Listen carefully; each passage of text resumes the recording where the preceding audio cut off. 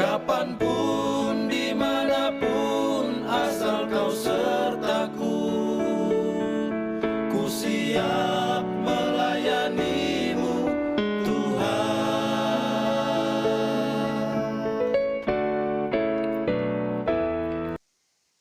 Shalom, kembali berjumpa kembali hari ini, di hari yang baru, semangat yang baru, rezeki yang baru, dan firman Tuhan yang selalu baru setiap hari.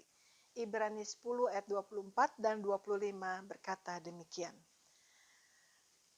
Dan marilah kita saling memperhatikan, supaya kita saling mendorong dalam kasih dan dalam pekerjaan baik.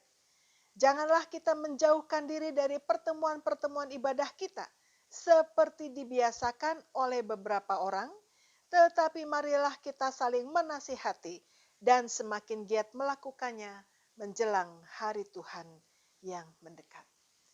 Nasihat firman Tuhan pada hari ini adalah, dalam situasi ini mari saling memperhatikan.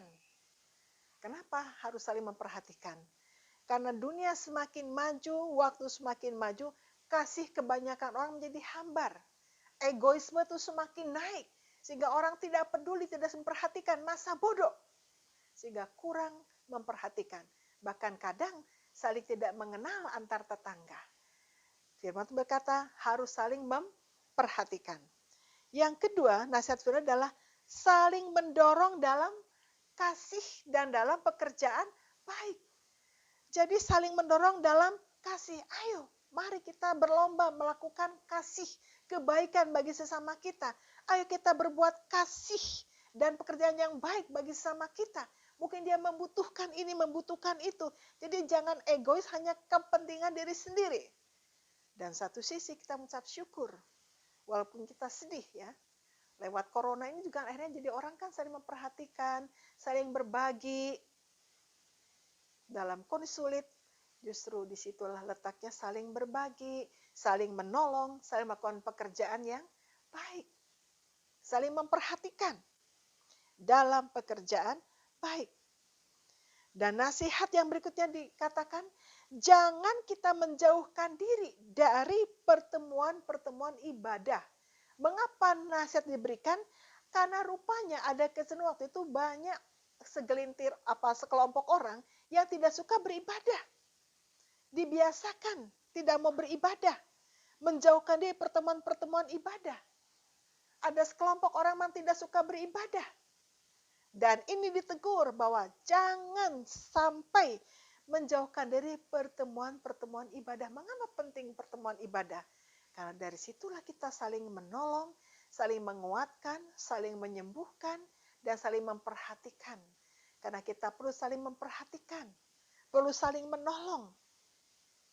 Dan ibadah itu penting membuat apa? Supaya kita semakin mengenal Tuhan, semakin dekat dengan Tuhan. Sehingga kita juga harus saling menasihati. Kalau ada yang mulai malas, nasihati. Ada yang mulai melenceng jalannya, nasihati. Jadi harus saling menasihati. Dan yang dinasihati pun juga jangan marah. Harus belajar menerima nasihat. Orang yang biasanya sulit menerima nasihat kalau dia jarang beribadah. Sehingga tidak mencari Tuhan. Ya ada egonya semata-mata. Sebab itu apa? Saling menasihati. Dan harus semakin giat. Karena tadi ada dua kelompok kan. Kelompok pertama memang suka beribadah, saling mendorong, saling menasihati, saling menolong, saling mengasihi. Tapi kelompok yang kedua memang kelompok yang suka menjauhkan diri dari pertemuan-pertemuan ibadah.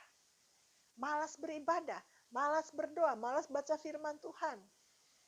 Nah ini ada dua kelompok seperti ini. Dan firman menasihati harus semakin belajar, rajin beribadah, rajin memberikan kebaikan, rajin menasihati, karena menjelang hari Tuhan semakin mendekat.